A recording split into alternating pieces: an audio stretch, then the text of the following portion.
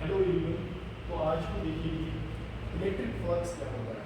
जैसे आपने class tenth में डाइपोटेड पढ़ा ही होगा, तो आज हम ओलंपियाड क्लास में पढ़ा, तो आज हम देखेंगे इलेक्ट्रिक फ्लक्स क्या होता है। तो what is electric flux? Electric flux होता है field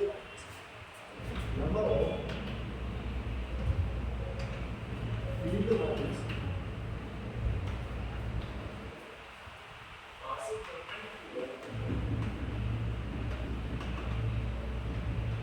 passing perpendicular to surface।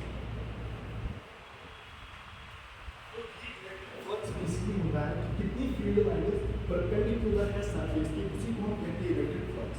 जैसे आप यहाँ पर देखिए, यहाँ पर इलेक्ट्रिक फील्ड लाइंस हो गया और कि दोनों परपेंडिकुलर है, तो इनको मैग्नेटिक फील्ड यहाँ पर कितना होगा इलेक्ट्रिक फ्लक्स 2 होगा, क्योंकि यहाँ पर दो लाइंस परपेंडिकुलर है सरफेस।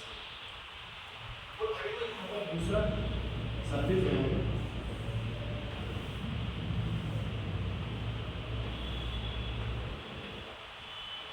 तो यहाँ पर भी आपको वो इलेक्ट्रिक फ्लक्स दिखना है। तो यहाँ पर भी जो इलेक्ट्रिक फ्लक्स होगा वो 2 ही होगा, क्योंकि यहाँ पर भी दो ही लाइंस परपेंडिकुलर है सरफेस। तो आपको याद रखना है इलेक्ट्रिक फ्लक्स होता है number of field that is passing perpendicular to surface. तो इसको हम डिनोट करते हैं पाई से। इसके बाद हम देखेंगे थोड़ा सा कंसेप्ट एरिया वेक्टर। तो आपके क्लास नाइन्थ में होगा वेक्टर्स के बारे में, लेकिन आपने एरिया एक स्केलर क्वांटिटी मानी है, लेकिन एरिया की vector quantity, area is a vector quantity.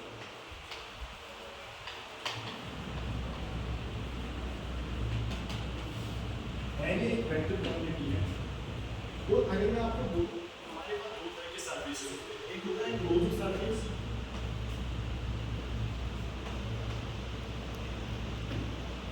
और एक होता है ओपन सरफेस। तो क्लोज्ड सरफेस में कैसे है 3D सरफेस और ओपन सरफेस में कहते हैं 2D सरफेस।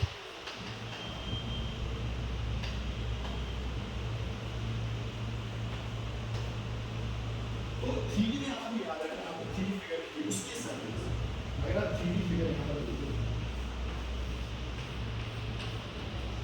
यहाँ पर अगर मैं बोलूँ एरिया वेक्टर, अगर मैं इस प्लेन का आपको एरिया बोलूँ तो इस प्लेन का एरिया अगर ये है, ये है, ये है, ये है, तो ये स्क्वायर हो जाएगा, लेकिन इसका जो डायरेक्शन होगा वो ये परपेंडिकुलर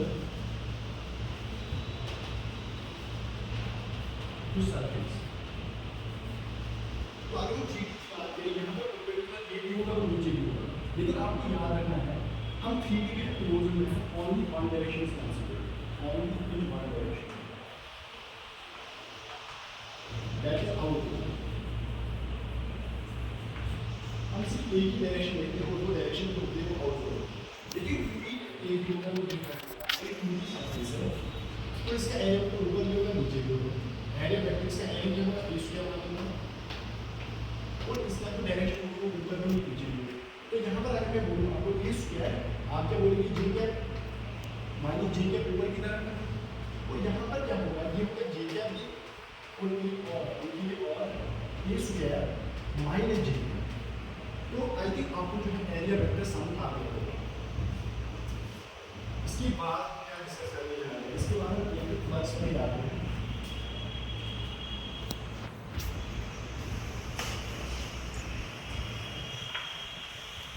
तो आपको इलेक्ट्रिक फ्लक्स को कैसे कैलकुलेट करना है, तो आपको याद रखना है जो इलेक्ट्रिक फ्लक्स होता है वो क्या होता है, वो होता है electric dot area vector.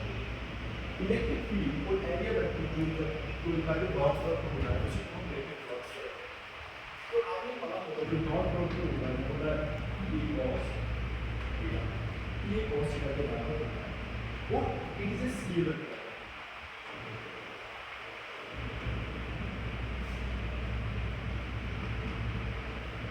Scalar quantity तो हम क्या डिस्कस करेंगे, जो इलेक्ट्रिक फ्लक्स होता है वो होता है ई डॉट, इनका जो है डॉट प्रोडक्ट होता है। तो मैंने बोला ये किसकी तरह होता है, ये कॉस थीटा, यहाँ पे क्लास 9 में पढ़ा हुआ है, और ये एक स्केलर क्वांटिटी होती है। इसके बाद आपको याद रखना है यहाँ पर इलेक्ट्रिक फील्ड यहाँ की तरफ है, ये क्या है इलेक्ट्रिक फील्ड, और एरिया वेक्टर इसका परपेंडिकुलर होगा, मान लीजिए इनके बीच में एंगल थीटा है, तो आप बोलेंगे इनका जो फ्लक्स होगा वो E cos, आप ऐसे लिखा, चलिए क्वेश्चन से लिखते हैं।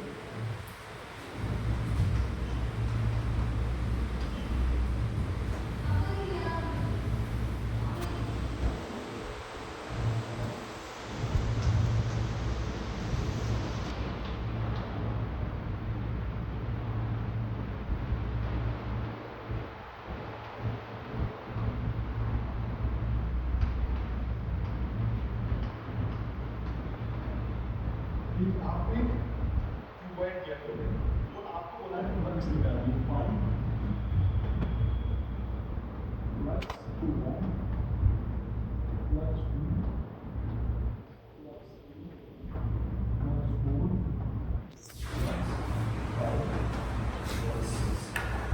आपने सारे सरफेस फ्लक्स निकाला इलेक्ट्रिक फ्लक्स, तो पहले वाले सरफेस का देखिए, इसका एरिया वेक्टर यहाँ पर होगा वो इक्वल चैप्टर फील्ड यूनिट करते हैं और एरिया करते हैं, यहाँ पर उनका 90 और यहाँ पर बोलिए और 1 होगा, ठीक है, देखिए दूसरा वाला फील्ड एरिया वेक्टर दूसरी तरफ होगा, इलेक्ट्रिक फील्ड होगा तो 90 डिग्री का होगा, तो यहाँ पर क्या बोलिए इलेक्ट्रिक फ्लक्स को कर सकते ऐसे देखिए, ये क्या बोल रहे हैं यहाँ पर, एक ही तरफ फील्ड की हो जाएगा कि पॉजिटिव फॉर्म होगा, तो ये हो जाएगा electric field flux force surface होता है, यहाँ पर ऐसे आ देखिए, इनके बीच में 180 यहाँ पर माइनस के हो जाएगा cos 180 माइनस, उसके बाद हम देखेंगे ये दिखता है, जो खाली हुआ ये वाला सरफेस है और 6 ये ऐसे और ये ऊपर ऐसे, तो यहाँ पर 5 तो अगर मैं आपको बोलूँ टोटल फ्लक्स तो ऐसे ये सिंगुलर पार्टिकल तो सबका तो ये हो जाएगा 0, टोटल फ्लक्स 0, तो आपने देखा अब इलेक्ट्रिक फ्लक्स है, चलिए आप चाहते हैं cos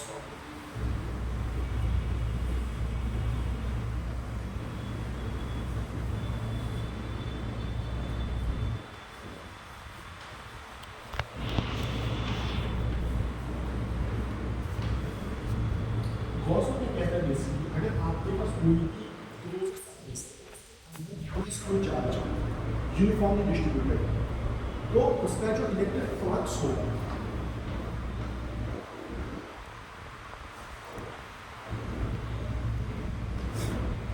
फ्लक्स होता है क्यू जो चार्ज होगा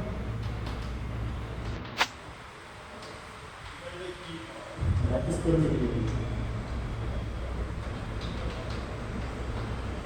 ये होता है इलेक्ट्रिक फ्लक्स के पोलर साइड, आपको इसमें याद रखना है सिमेट्री, अगर सिमेट्री होगी तो ही ये वैल्यू,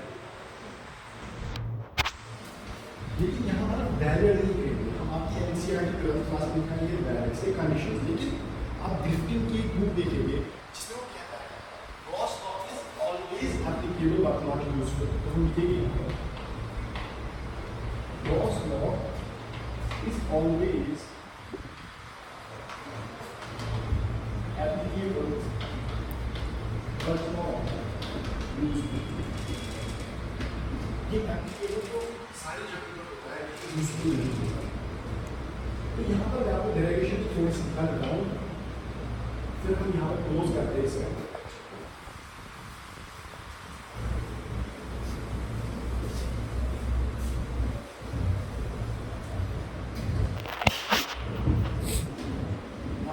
आपके पास प्लस कुछ है, अगर मैं आपको सिमेट्री बनाने के लिए कहूँ वो एक सुखिया हो जाएगा, एक सुखिया ऐसे हो जाएगा, सिमेट्री प्लस चार्ज एक सुखिया हो जाएगा। अगर मैं बोलूँ आपको लेट अस टेक रेडियस